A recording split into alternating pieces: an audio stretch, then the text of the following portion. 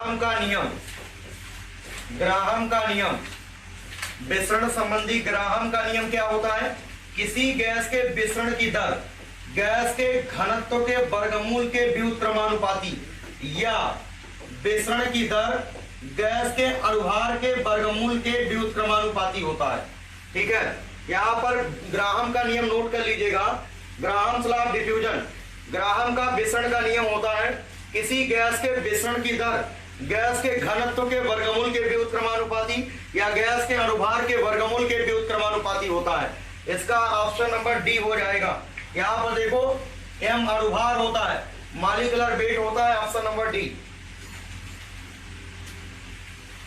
ठीक है, क्लियर है? यहां पर किसी गैस के विसरण की दर, विसरण की दर जैसे देखो समझ जाओ, ग्राहम का नियम है विसरण की दर गैस के घनत्व के वर्गमूल के व्युत्क्रमानुपाती या अनुभार के वर्गमूल के व्युत्क्रमानुपाती। चलिए क्वेश्चन नंबर 27, पोटेशियम फेरोसाइनाइड किस प्रकार का लवण है? जब बच्चों यहां पर बड़ा ब्रैकेट आपको दिख जाए, कुछ सोचना ही नहीं, पोटेशियम फेरोसाइनाइड, पोटेशियम फेरिनासाइनाइड, वैसे देखते ही समझ में आ जाएगा। जब ये बड़ा ब्रैकेट आपको दिखे किसी विकल्प में तो समझ जाना ये कौन सा लवण है, ये समझ जाना कॉम्प्लेक्स सॉल्ट है। ये आपका जो है संकर लवण कहलाता है, ये जटिल लवण कहलाता है, इसको कॉम्प्लेक्स सॉल्ट कहते हैं। जब बड़ा ब्रैकेट देखना तो कॉम्प्लेक्स सॉल्ट समझना, ये कॉम्प्लेक्स सॉल्ट होता है, संकर लवण होता है, जटिल लवण, इसको जटिल लवण कहते हैं। ठीक है, जटिल लवण, इसका ऑप्शन हो जाएगा बी। ठीक है, ऑप्शन नंबर बी होगा। चलिए आगे देखते हैं अगला सवाल। 226 परमाणु भार है, कोई तत्व है उसका परमाणु भार कितना है? ठीक है, 226 है ना। परमाणु क्रमांक कितना है? 88 है।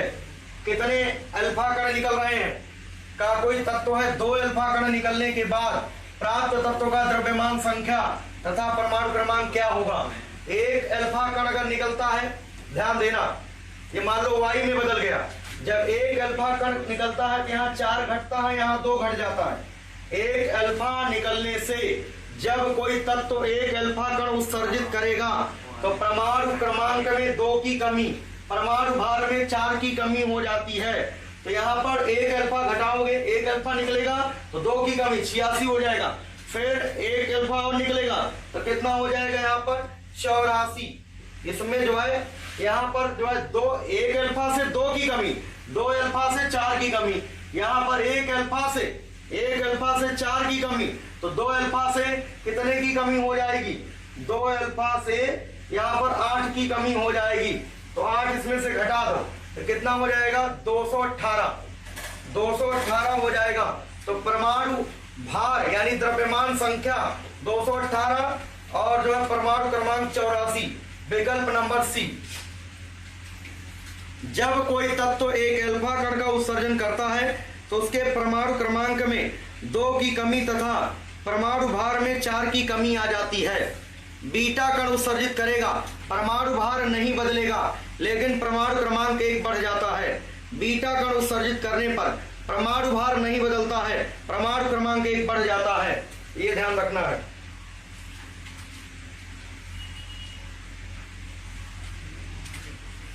नवनीत शुक्ला गलत बता रहे हो, यहां पर एक अल्फा घटेगा, एक अल्फा से, चलो हम 2 बार यहां कर दे रहे हैं।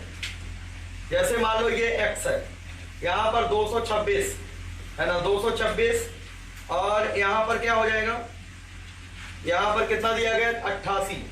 एक अल्फा जब निकलेगा, एक अल्फा तो मान लो y में बदल गया, यहां 2 घटा दो, ये कितना हो जाएगा? 86। यहां 4 घटा दो तो 200 कितना हो जाएगा? 222। फिर एक अल्फा निकाल दो, एक अल्फा निकलेगा, फिर यहाँ 2 घटेगा, ये मान लो जेड में बदल गया, 2 घटाओगे तो कितना होगा? 84। यहाँ 4 घटा दो, ठीक है, तो कितना हो जाएगा? 18, 218 हो जाएगा। 18 4 22, 218। तो परमाणु भार 218, परमाणु क्रमांक 84, सी ऑप्शन होगा, इसका सी है। एक अल्फा से परमाणु क्रमांक 2 घटता है, परमाणु भार 4 घटता है। चलिए क्वेश्चन नंबर 29 देखते हैं। क्वेश्चन नंबर 29,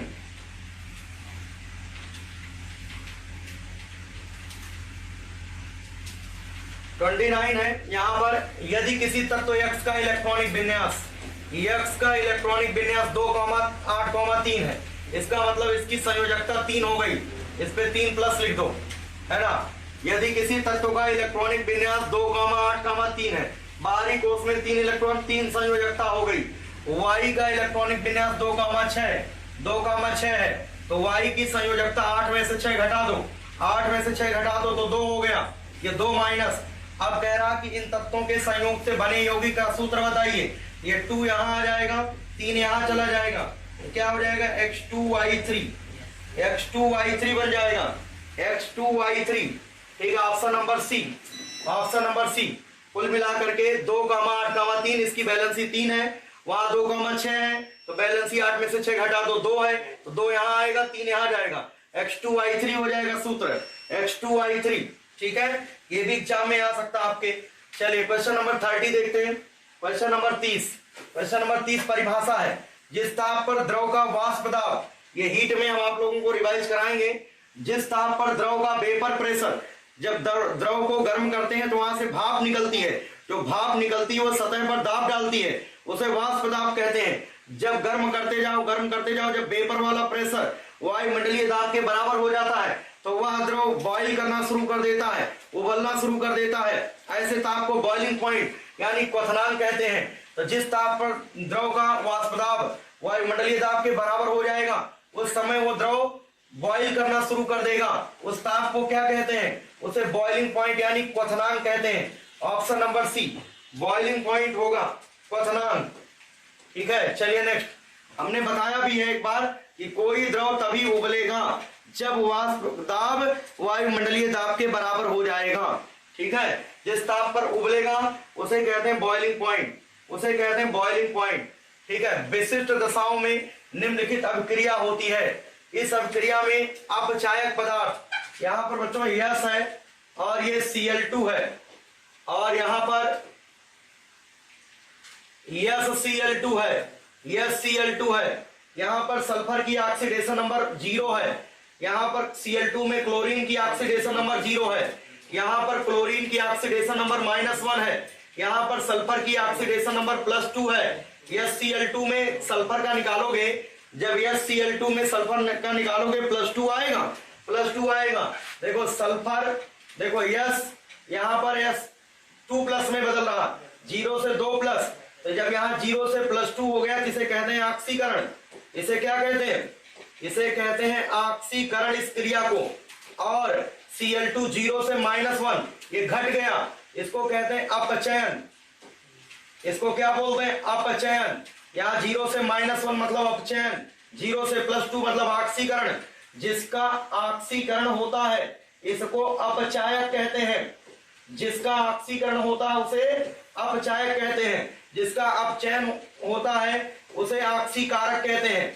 जो अपचयित होता है वो दूसरे को ऑक्सीकृत करता है। ठीक है, तो ऑक्सीकारक हो जाएगा। तो Cl2 ऑक्सीकारक है और ये सल्फर अपचायक है। ठीक है, अभय पटेल ये ऑप्शन बता रहे, क्यों बता रहे हो, यहां पर कह रहा अपचायक पदार्थ बताइए, तो जिसका ऑक्सीकरण हुआ है, किसका ऑक्सीकरण हुआ है, देखो यहाँ पर सल्फर से सल्फर 2+ में गया है, तो ये सल्फर किसका काम किया है, सल्फर का ऑक्सीकरण हुआ। अगर ऑक्सीकरण हुआ तो सल्फर अपचायक हो गया, और Cl2 का अपचयन हुआ है, ये ऑक्सीकारक। पूछा गया अपचायक पूछा गया है, तो बोलो क्या आंसर होगा। अर्पित यादव Cl2 बता रहे हैं, तो Cl2 क्या ऑक्सीकारक है, Cl2 यहाँ पर क्या है, क्योंकि इसका अपचयन हो गया 0 से -1। जिसका अपचयन होता है उसे ऑक्सीकारक कहते हैं, जिसका ऑक्सीकरण होता है उसे अपचायक कहते हैं। ये अपचायक सल्फर है। ठीक है, इतनी बात समझ में आया। यहां पर अपचायक पदार्थ कौन सा है, सल्फर।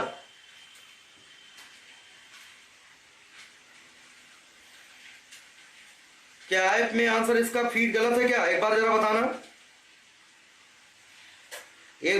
क्या आंसर इसके अलावा कोई फीड है। आप लोग सभी उल्टा आंसर बता रहे हो। सल्फर का हुआ है ऑक्सीकरण तो इसे कहते हैं अपचायक। जिसका ऑक्सीकरण होता है उसे कहते हैं अपचायक। जिसका देखो अपचयन हुआ 0 से -1 अपचयन, इसको कहते हैं ऑक्सीकारक। ये Cl2 ऑक्सीकारक है, ये अपचायक है। इसका ए ऑप्शन सही होगा। एक बार बताओ ऐप में कौन सा आंसर दिया गया है, ऐप में कौन सा आंसर है फीड, चेक करके बताओ जल्दी से। सल्फर, सल्फर का हुआ है ऑक्सीकरण, ऑक्सीकरण किसे कहेंगे अपचायक।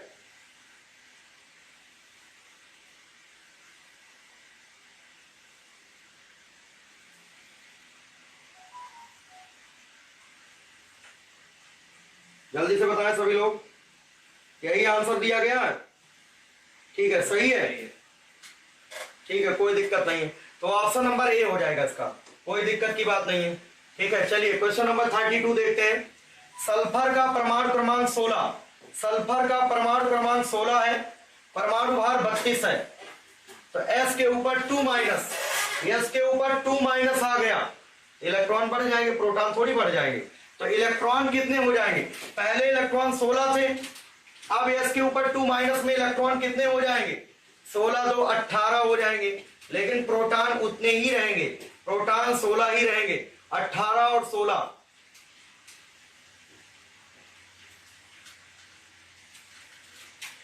ठीक है, इतनी बात सबको समझ में आ गया होगा, यहां तक सभी लोगों को क्लियर हो गया होगा। भाई एस सल्फाइड आयन, एस के ऊपर 2 सल्फर में 16 इलेक्ट्रॉन, 2 आने का मतलब 2 इलेक्ट्रॉन बढ़ गए, 18 इलेक्ट्रॉन हो गए। प्रोटॉन घटते बढ़ते नहीं है, इलेक्ट्रॉन के घटने बढ़ने से प्लस माइनस आता है, प्रोटॉन नहीं बदलता है। 18 और 16, ऑप्शन नंबर सी।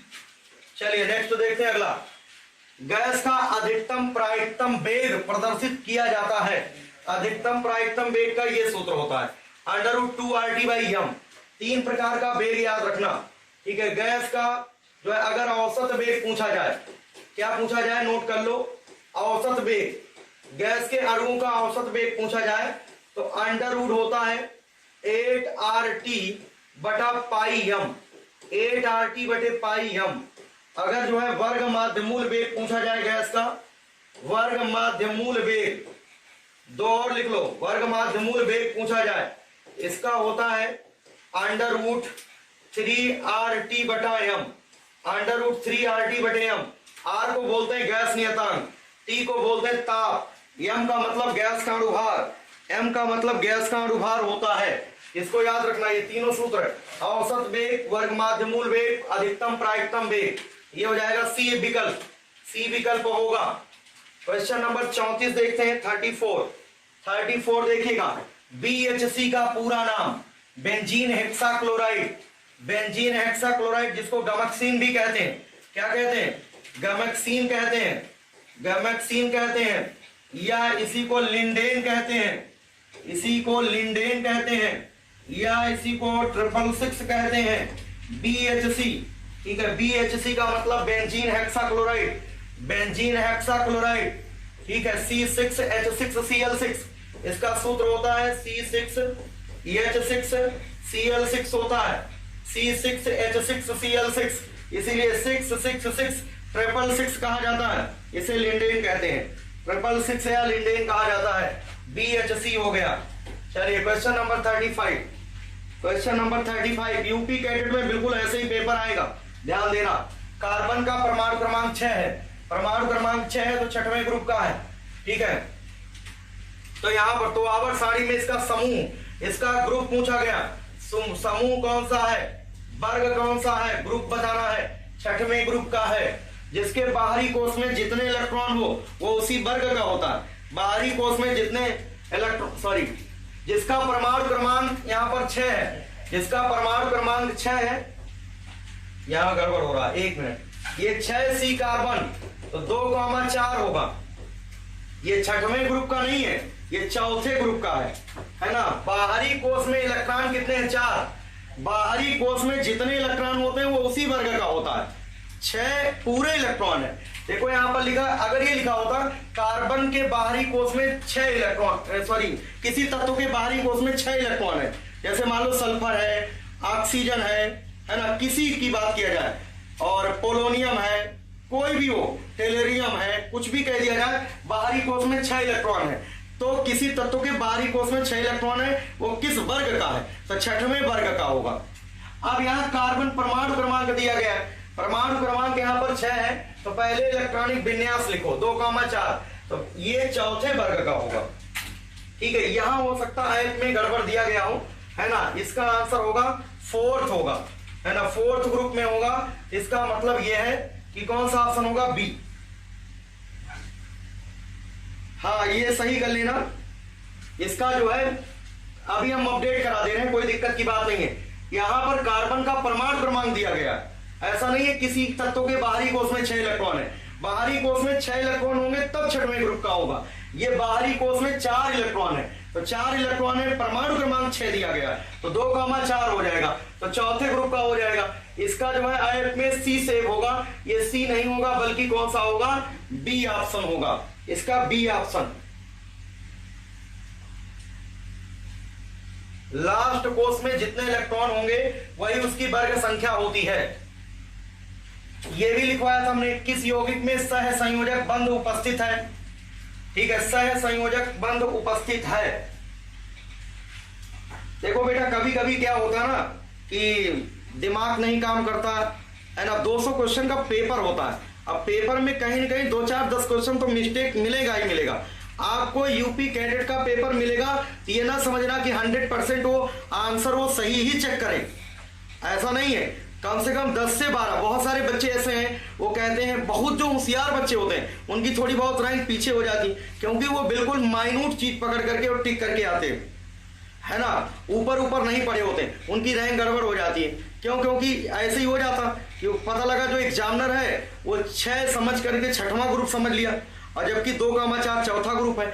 ऐसे 4-6 क्वेश्चन 10 आपको गलत मिलेंगे यूपी कैडेट में, है ना, तो उनकी चिंता ना करना। इसीलिए हम कहते हैं कि आप जो है जितना करिए, कोशिश करिए सही, क्योंकि अगर आपने अपने हिसाब से आपने सोचा कि मेरे 20 गलत हो गए हैं, तो आप समझ जाना 35 गलत हुए होंगे। क्यों? क्योंकि 15 तो खुद ही गलत चेक करेंगे। 15 क्वेश्चन प्लस करके चलना, 15 क्वेश्चन वो खुद गलत चेक करेंगे और उन पे आप क्लेम नहीं कर सकते हो, क्योंकि आपके पास कोई डॉक्यूमेंट नहीं रहता है, कोई प्रूफ नहीं रहता कि आपने जो है सही किया। ठीक है, अब जो बच्चे ऐप में देख रहे होंगे वो तो आंसर सी दे रहे होंगे, है ना, MgCl2, NaCl, KCl, है ना, KCl, CaCl2, CaCl2, ये सब हमने बताया था आयनिक यौगिक होते हैं। हमने कहा था इन्हीं में से कहीं कहीं टकराता है, MgCl2, NaCl, KCl muriate of potash होता है ना, ये आपका KCl potassium chloride, CO calcium oxide, और ये CaCl2 कैल्शियम क्लोराइड, ये सब आयनिक यौगिक है। और जो एथेन है, ये जो हाइड्रोकार्बन होता है, ये सह संयोजक बंध इसमें रहता है, इसमें कोवैलेंट बॉन्ड रहता है, कोवैलेंट बॉन्ड। मोन्टू गौतम बी बता रहे हैं, बी कैसे होगा, आयनिक बंध होता है इनमें सब में, इनमें आयनिक बंध, इनमें होता है वैद्युत संयोजक बंध। जिनके जो क्वेश्चन डिस्कशन में लगे कि ऐप में गलत है, उनका अपडेट करा दिया जाएगा, उसी हिसाब से रिजल्ट उनका सही हो जाएगा, कोई दिक्कत की बात नहीं है। ठीक है, एथेन C2H6, ठीक है, C2H6, इसका जो है डी ऑप्शन हम फीड करा दे रहे हैं। ठीक है, हो सकता है ऑप्शन उसमें सी फीड हो, बट डी रहेगा इसका, C2H6। एक बार चेक कर ले रहे हैं, डी ऑप्शन होगा, C2H6 हो जाएगा। इसके बाद 37 नंबर सवाल, 37 नंबर, सल्फ्यूरिक अम्ल का तुल्यांकी भार। सल्फ्यूरिक अम्ल मतलब गंधक का अम्ल, H2SO4 होता है, इसका अणुभार निकाल लेते हैं पहले। अणुभार, सल्फ्यूरिक अम्ल का अणुभार निकाल लो, एक हाइड्रोजन का 1 तो 2 हाइड्रोजन का 2 हो जाएगा। सल्फर का कितना हो जाएगा यहाँ, 16 दूना 32 और 16 चौके 64, ये कितना आ जाएगा 98। अणुभार कितना आ गया 98। और इसकी अम्ल है तो क्षारकता कितनी होगी, क्षारकता या भास्मिकता पूछा जा सकता है। ये 2 हाइड्रोजन आयन त्याग करेगा, क्षारकता या भास्मिकता 2 होगा। तुल्यांकी भार बराबर होता अणुभार बटे क्षारकता, अणुभार बटे क्षारकता हो जाएगा, अणुभार बटे क्षारकता। अनुभार कितना है 98, क्षारकता कितनी है 2, कितना उत्तर आएगा 49, ये 49 आ जाएगा यहां पर विकल्प नंबर ए। ठीक है, यहां पर ऑप्शन नंबर कौन सा होगा, यहां पर ए हो जाएगा 49 हो जाएगा विकल्प नंबर ए। ठीक है, 98 दिखा रहा नहीं, 98 तो नहीं होना चाहिए, इसका 49 ही रहेगा, है ना, ऑप्शन नंबर ए। ठीक है, ये तो आपका 49 ही होगा, है ना। चलो ठीक है, हम उसको सही करा दे रहे हैं, अपडेट हो जाएगा आपका रिजल्ट, उसी हिसाब से अपडेट हो जाएगा, कोई दिक्कत की बात नहीं। ठीक है, अगर आपका सही है तो जब आप बिल्कुल क्लियर हो ये 49 है तो 49 तो होगा ही ना, 2 से भाग देना। अनुभार होता 98, यहां पर तुल्यांकी भार है 49 हो जाएगा। चलिए 38 देखते हैं।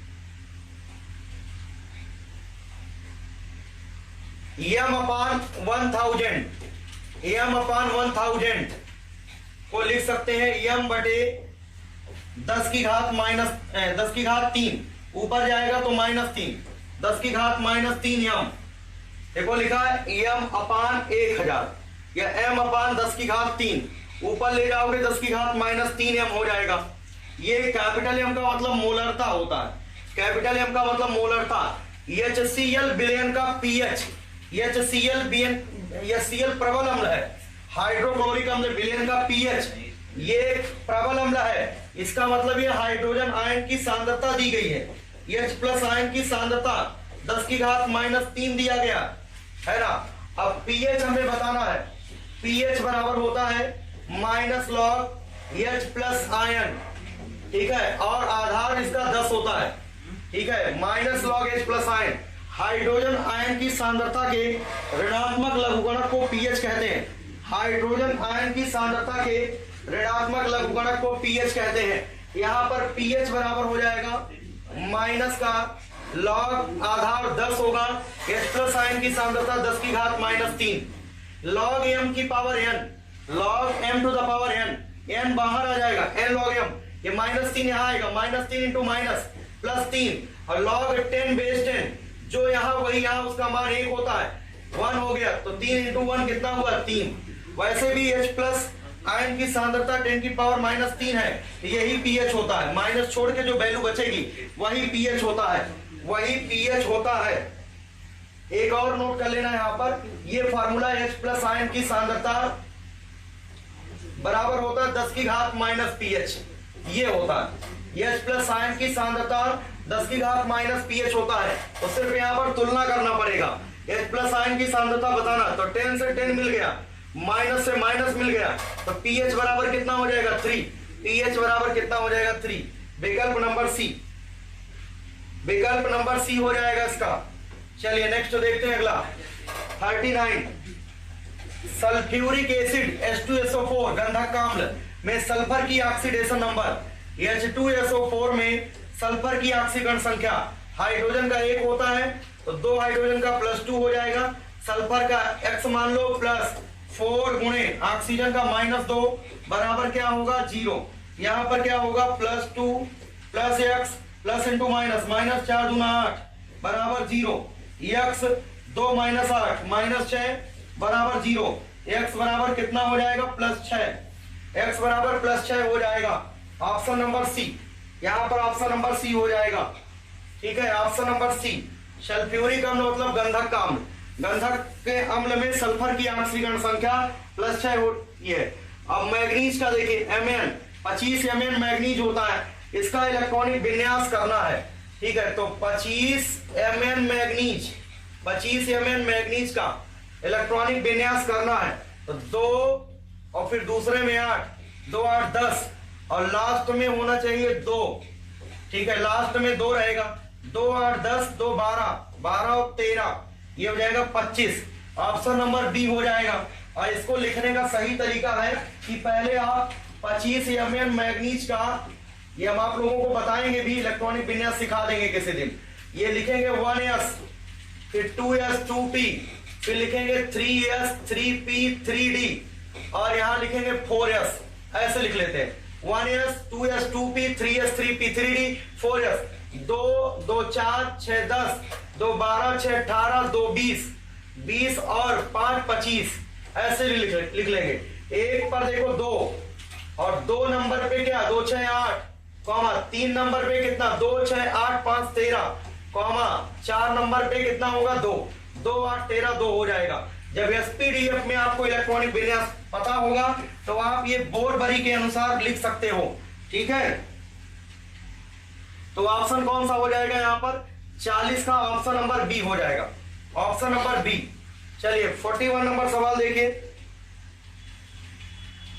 41 नंबर क्वेश्चन देखिएगा। जल गैस को हमने कहा था भाप अंगार गैस कहते हैं, इसी को भाप अंगार गैस, इसी को भाप अंगार गैस कहते हैं। जल गैस या भाप अंगार गैस CO+H2 होता है, CO+H2 को भाप अंगार गैस कहते हैं। एक क्वेश्चन और लिख लो, CO carbon monoxide plus nitrogen, इसे कहते हैं प्रोड्यूसर गैस, इसे कहते हैं प्रोड्यूसर गैस, इसे कहते हैं प्रोड्यूसर गैस। ये प्रोड्यूसर गैस हो जाएगा CO+N2, carbon monoxide plus nitrogen, ये हो जाएगा प्रोड्यूसर गैस। ये अतिरिक्त क्वेश्चन नोट कर लो, जल गैस या भाप अंगार गैस CO+H2 होता है। चलिए आगे देखते हैं question number 42।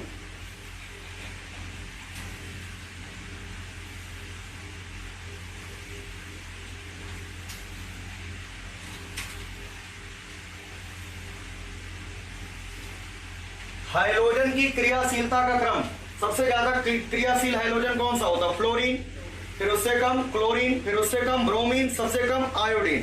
Fluorine, chlorine, bromine, iodine, fluorine, chlorine, bromine, iodine, इसका विकल्प नंबर ए हो जाएगा, फ्लोरीन, क्लोरीन, ब्रोमीन, आयोडीन, ठीक है।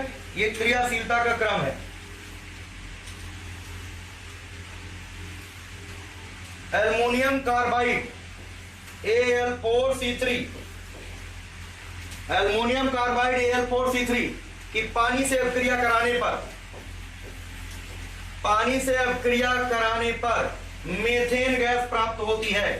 कई बार बताया मेथेन गैस, मेथेन को मार्स गैस कहते हैं, मार्स गैस कहते हैं। ऑप्शन नंबर बी हो जाएगा, मार्स गैस हो जाएगा, बी विकल्प होगा, ठीक है। एल्युमिनियम कार्बाइड की जल से क्रिया कराने पर मार्स गैस यानी मेथेन मिलता है, और कैल्शियम कार्बाइड की जल से क्रिया कराने पर एसिटिलीन बनता है, एसिटिलीन बनता है। चलो आगे बढ़ते हैं।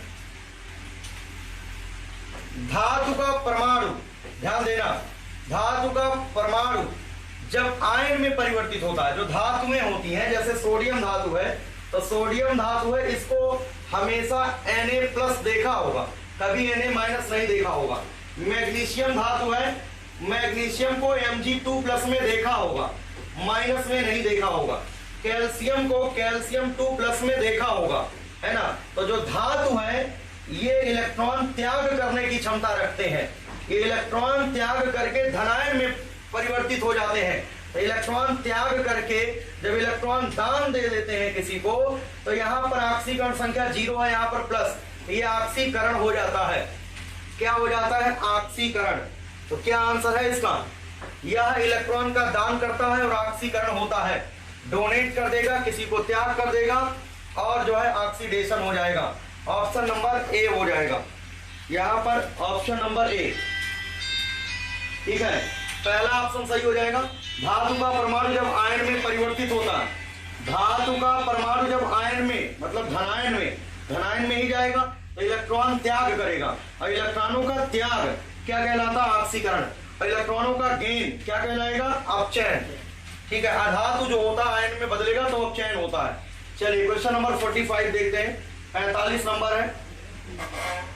विरंजक चूर्ण CaOCl2, CaOCl2, calcium oxychloride, calcium oxychloride, calcium oxychloride, इसका नाम है कैल्शियम ऑक्सीक्लोराइड, या इसे ब्लीचिंग पाउडर विरंजक चूर्ण कहते हैं। विरंजक चूर्ण, विरंजक चूर्ण या कैल्शियम ऑक्सीक्लोराइड, कैल्शियम ऑक्सीक्लोराइड या विरंजक चूर्ण, ब्लीचिंग पाउडर, इसको जब हम अभिक्रिया कराएंगे डाइल्यूट H2SO4 से, तानु H2SO4 से, तो क्या होता है यहाँ पर? क्लोरीन गैस निकलती है, Cl2 गैस का निर्माण होता है। ये क्लोरीन बनाने की एक विधि है, क्लोरीन निर्माण करने की एक विधि है कि जब कैल्शियम ऑक्सीक्लोराइड को डाइल्यूट H2SO4 के साथ अभिक्रिया कराते हैं तो क्लोरीन गैस बनती है। ऑप्शन नंबर सी होगा, इसका सी ऑप्शन होगा। इसके बाद क्वेश्चन नंबर 46 देखते हैं। 46 नंबर सवाल देखिएगा, एल्कोहल, अगर कोई भी एल्कोहल है जैसे CH3OH है, ठीक है, एल्कोहल है, इसका उत्प्रेरकीय डिहाइड्रोजनीकरण, डिहाइड्रोजनेशन, डी का मतलब निकलना, हाइड्रोजनेशन का मतलब हाइड्रोजन का, H2 का रिमूवल कर दो, यहां से -H2 कर दो, -H2 करोगे तो क्या बचेगा, यहां पर CHOH बचेगा, C और एक H बचेगा, OH बचेगा। इसको ऐसे लिख सकते हैं HCHO, HCHO लिख सकते हैं। ये क्या होता, फॉर्मेल्डिहाइड, ये क्या होता, फॉर्मेल्डिहाइड होता है, HCHO बन गया। तो ये CH3OH था एल्कोहल, कैटालिटिक डिहाइड्रोजनेशन करा दिया, डिहाइड्रोजनेशन करा दिया, रिमूवल ऑफ हाइड्रोजन कर दिया कैटालिस्ट की उपस्थिति में, यहां से H2 निकल गया तो CHOH बन गया, मतलब HCHO बन गया, एल्डिहाइड बनता है, एल्डिहाइड बनता है। Option number C, option number C, यही चैप्टर पढ़ाना आप लोगों को। एल्कोहल ही अब शुरू होगा, ठीक है, एल्कोहल जब शुरू होगा तो ये आपको पॉइंट मिलेगा, ठीक है। चलिए नेक्स्ट क्वेश्चन देखते हैं। निम्नलिखित में क्षारीय धातु कौन सी है, लिथियम, पोटेशियम, सोडियम, ठीक है, लिथियम है, सोडियम है, पोटेशियम है, रुबिडियम है, सीजियम है, फ्रांसियम है। इसको कहते हैं एल्कली मेटल, क्षारीय धातु, लिथियम, सोडियम, पोटेशियम, ठीक है, रुबिडियम, फ्रांसियम, सीजियम, ये सब जो है क्या होता है, ये एल्कली मेटल होता है, ठीक है। बेरिलियम, मैग्नीशियम, कैल्शियम, ठीक है, स्ट्रोंशियम, बेरियम, रेडियम, ये क्षारीय मृदा धातु में होती हैं, एल्कलाइन अर्थ मेटल होता है। तो यहाँ पर एल्कली मेटल कौन सा है, क्षारीय धातु कौन सा है, सोडियम हो जाएगा, क्षारीय धातु सोडियम हो जाएगा, ऑप्शन नंबर ए। चलिए नेक्स्ट देखते हैं। एक एल्कीन का सूत्र है, एल्कीन का मतलब जो CnH2n के सूत्र को फॉलो करे, CnH2n के सूत्र को फॉलो करे उसे एल्कीन कहते हैं। मतलब जितना कार्बन उसका 2 गुना हाइड्रोजन, ये तो है नहीं 4 दूना 8 है नहीं, 4 दूना 8 है नहीं, ठीक है, 4 दूना 8 ये है और ये 4 दूना 8 नहीं है। तो ऑप्शन नंबर क्या हो जाएगा, सी, इसका सी विकल्प हो जाएगा। इसके बाद 49 नंबर क्वेश्चन देखिएगा, फॉर्मेल्डिहाइड, फॉर्मेल्डिहाइड का मतलब HCHO, फॉर्मेल्डिहाइड का मतलब होता है HCHO, है ना। इसका आयुपेसी नाम, एक कार्बन है तो मेथेन से ई हटा के अल जोड़ो, मेथेनल हो जाएगा, क्या हो जाएगा, मेथेनल, फॉर्मेल्डिहाइड का हो जाएगा मेथेनल, विकल्प नंबर बी हो जाएगा, methanal. Question number 50, question number 50, acetic, acid में क्रियात्मक समूह, एसिटिक अम्ल होता है COOH, तो COOH कैसे लिख सकते हैं, C ऐसे डबल बॉन्ड हो और यहाँ पर OH ऐसे लिख सकते हैं, इसका मतलब ऑप्शन नंबर सी हो जाएगा। ये है आपका कार्बोक्सिलिक ग्रुप है। एसिटिक अम्ल का सूत्र जो होता है वो ये होता है CH3COOH, जिसे सिरके का अम्ल कहते हैं, CH3COOH को सिरके का अम्ल कहते हैं। इसमें क्रियात्मक समूह कार्बोक्सिलिक समूह होता है, COOH होता है। तो ये तो है नहीं, ये है नहीं, ये है नहीं, COOH, विकल्प नंबर सी, विकल्प नंबर सी। इस तरीके से हमने आप लोगों को फिजिक्स और केमिस्ट्री का कंप्लीट डिस्कशन करा दिया है, ठीक है, क्लियर हो गया होगा सभी का,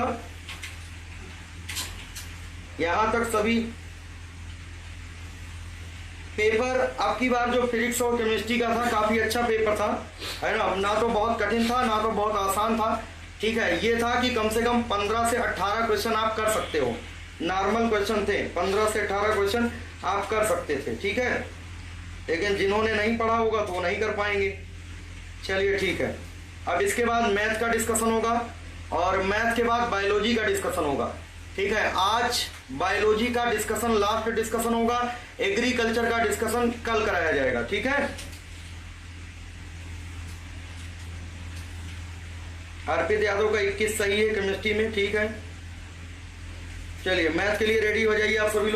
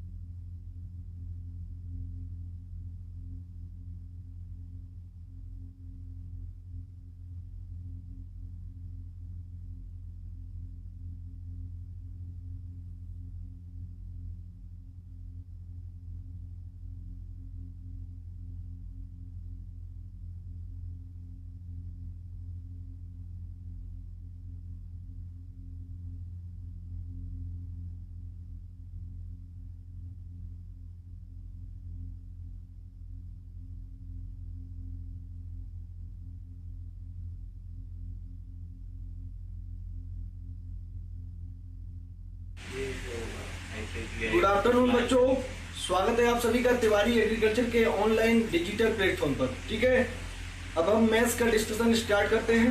सभी बच्चे जल्दी से लैब आ जाओ। ठीक है, हरीश कुमार बेटा गुड आफ्टरनून। गुड आफ्टरनून बच्चों, जल्दी से जुड़ जाइए, सभी बच्चे लाइव आ जाएं। फिर हम जो है अपना मैथ का डिस्कशन स्टार्ट कर देते हैं। ठीक है, चलिए चलिए सभी बच्चे जल्दी से जुड़ जाओ भाई। जो ऑफलाइन चले गए ऑनलाइन जल्दी से आओ भाई तत्काल। ठीक है, चलिए समर साहू जी बेटा good afternoon. Good afternoon. Disha Gupta ji बेटा गुड आफ्टरनून। शुरू करते हैं लेक्चर आज का। ठीक है, रोहित बेटा ठीक है बेटा गुड आफ्टरनून। चलिए गोविंद राज ठीक है, वेरी गुड। आलोक कुमार, चलिए लगभग आगे से भी बच्चे online.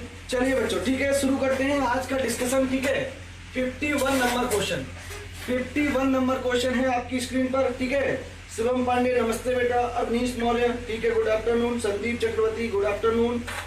Good afternoon to all of you. स्वागत है आप सभी का मैथ्स के डिस्कशन में। ठीक है, तो सभी जुड़ जाइए बिल्कुल। बच्चों ध्यान देना, पहला क्वेश्चन दिया गया है a to the power of p minus q into a to the power of q minus r whole power of 2 upon a square की पावर कितना बेटा दिया p इंटू a की पावर माइनस q का whole of square. ठीक है, ये दिया गया है। बच्चों ध्यान देना, सबसे पहले कोष्टक के भीतर देखते हैं आधार कैसा है। आधार समान है, और हमने आपको क्या बताया, यदि आधार समान हो तो घातें कैसे हो जाती हैं, घातें जुड़ जाती हैं। ये प्रॉपर्टी याद होगी। तो बच्चों ध्यान देना, यहाँ क्या a है, a की पावर है, तो बच्चों हम जो घात है वो क्या कर देंगे, जोड़ देंगे। यहाँ पर p minus q plus q minus r plus q minus r का होल ऑफ स्क्वायर अपॉन बच्चों घात का आपस में गुणा हो जाता है, तो नीचे क्या आएगा a की पावर 2p इंटू a की पावर माइनस 2q। इतनी बात क्लियर। अब प्यारे बच्चों अंदर देखना, minus q plus q cancel हो गया, माइनस q और प्लस q कैंसिल हो गया। कितना बचा p माइनस r। अच्छा ये पावर में दिया गया है तो घात का घात में गुणा भी हो जाएगा, तो अंदर कितना आएगा 2p माइनस का 2r। ठीक है ना, 2p माइनस का 2r। अब बच्चों ध्यान देना, अब हर में देखना, हर में भी आधार समान है। आधार समान है तो हमें क्या होता है, घातें जुड़ जाएंगी, तो 2p माइनस का 2q। इतनी बात क्लियर।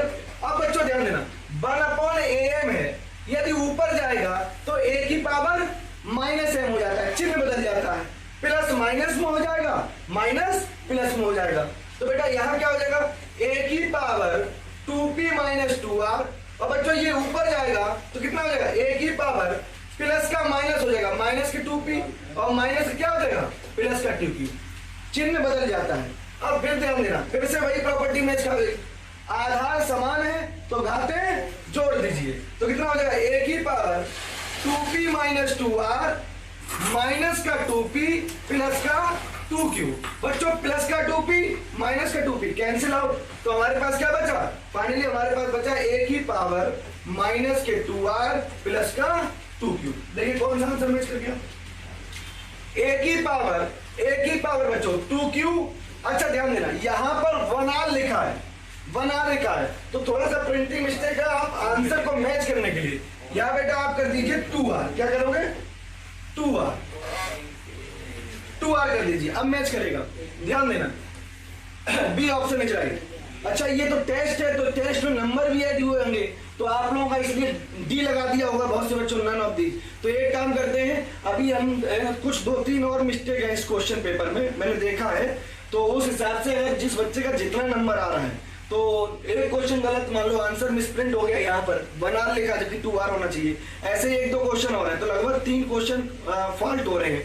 कहीं ना कहीं टाइपिंग में मतलब हल्का सा एरर हो गया, तो वो 3 क्वेश्चन जो है आपके रिकरेक्ट कर दिए जाएंगे। ठीक है, वो भी हम बता देंगे, तो आपके जितने नंबर है उसमें 3 क्वेश्चन प्लस हो जाएंगे सभी बच्चों के। ठीक है, ये भी बता देंगे। ठीक है, चलिए जी हरीश कुमार बी ऑप्शन हो जाएगा। ठीक है, और फिर ये भी बात कॉमन सेंस वाली है, आर से पहले 1 लिखने कोई मतलब नहीं होता है, पक्की बात है 2 रहा होगा तो अधिकांश बच्चा समझदार होगा, उसमें बी टिक कर दिया होगा, ठीक है, क्योंकि बी के हिसाब से कंप्यूटर ने आंसर को टैकल किया होगा, ठीक है। चलिए क्लियर हो गया? हाँ भाई, सभी बच्चों क्लियर हो गए क्वेश्चन, ठीक है। तो हम लोगों ने सिर्फ इस प्रॉपर्टी का इस्तेमाल किया, आधार समान हो तो घातक जुड़ जाती हैं, और यदि कोई संख्या आधार में लिखी हो तो ऊपर जाएगी तो -m हो जाएगी, ठीक है। चलिए अगला क्वेश्चन देखते हैं, नेक्स्ट। हाँ भाई, a की पावर -3 कह रहा किस घातांक का मान 1/a की पावर 9 होगा। बताइए, अगर पहले घातांक का मान होगा तो a में 1 का गुणा करोगे तो a की पावर -3 बना रहेगा, तो गलत ऑप्शन है। अगर बी ऑप्शन देखते हैं तो अगर a में घात 2 ले लेते हैं तो a की पावर -6 ही आएगा, जो कि उसके बराबर नहीं है, तो बी ऑप्शन भी गलत हो गया। अगर बच्चों a की पावर -3 में घात अगर तीसरी लेते हैं तो तीसरी में आ जाएगा a की पावर -9, और a की पावर -9 को आप क्या लिख सकते हो, 1/a की पावर 9 लिख सकते हो, तो ये किसके बराबर हो गया, 1/a की पावर 9 के बराबर हो गया। तो हमारा आंसर कौन सा होगा, C option is right. C option जिन बच्चों का है उनका बिल्कुल उत्तर सही है, ठीक है। अनमोल वेरी गुड। चलिए, जिनका आंसर सी आ रहा है उनका बिल्कुल सही करेक्ट आंसर है, ठीक है। चलिए, जिनसे नहीं हुआ वो नोट करने कोई विशेष बात नहीं थी, ठीक है। तो ये वाला भी मैच नहीं किया, ये वाला भी नहीं कर गया, ये वाला मैच कर दिया, ठीक है। हर सलमान जी बेटा सी आएगा, ठीक है। चलिए very good. Harish very good, C आएगा। चलिए नेक्स्ट क्वेश्चन अगला देखते हैं, संदीप चक्रवर्ती, ठीक है बेटा वेरी गुड, ठीक है। चलिए, तो अब जिस बच्चे की गणित में जितने क्वेश्चन सही हुए, आप क्या करना, उसमें +3 क्वेश्चन कर लेना, आप सभी बच्चे, ठीक है। तब अपना आंसर मुझे देना कि आज के क्वेश्चन में कितने क्वेश्चन सही हुए। सभी बच्चे फिर से ध्यान दें, अगर किसी बच्चे का मान लो 10 क्वेश्चन सही गया तो अब वो कितने क्वेश्चन बताएगा, अपने 13 क्वेश्चन सही बताएगा। क्यों, 3 क्वेश्चन इसमें मिसप्रिंट हैं, तो उस वजह से हो सकता है आपका गलत भी हो गया हो। तो एक बार हम ये जानना चाहते हैं, मैथ के पेपर में 20 में से अपने अपने क्वेश्चन बताओ कितने कितने सही गए। 3 क्वेश्चन बढ़ा के जितने सही हैं उसमें +3 कर देना, और बाकी जिसने कॉमन सेंस लगा दिया है तो वो अच्छी बात है। चलिए, तो अभी ना बताना, अभी पेपर का डिस्कशन कराने के बाद बताना, ठीक है। रुक जाइए, पेपर डिस्कस हो जाए पहले। चलिए, तब आप लोग पता लगेगा ना कौन कौन सा गलत है। वो गलत वाला भी बच्चा सही टिक कर गया, ठीक है ना, उसके बाद उसने 3 जोड़ दिए तो क्वेश्चन है 20, अब उसने 19 सही कर दिए तो वो कर देगा सर हमारे 22 सही हो गए, ठीक है ना, तो ये भी गलती हो जाएगी। चलिए बच्चों, log बेस br बराबर क्यों दिया गया, ठीक है। अगर घातांकीय रूप में लिखिए तो बेटा घातांकीय रूप कैसे लिखते हैं, घातांकीय रूप लिखने का तरीका होता है b⁻, आधार का ये पावर लिखते हैं b की पावर q। जो लघुगणक का मान होता है वो आधार की घात बन जाता है और उसको बराबर आगे करते हैं। अब देखिए बच्चों, कोई आंसर मैच नहीं कर रहा है, तो जिन बच्चों ने नन ऑफ दीज लगाया उनका बिल्कुल करेक्ट कर दिएगा आंसर, ठीक है। बाकी इसका अगर आंसर मैच कराना है तो बच्चों जो पी लिखा है ना, इसको हल्का से ऊपर और कर देना था। जो क्या लिखा था, यहाँ पे पी लिखा था, यहाँ पी लिखा था, यहाँ बी था, तो इसलिए यहाँ पे बी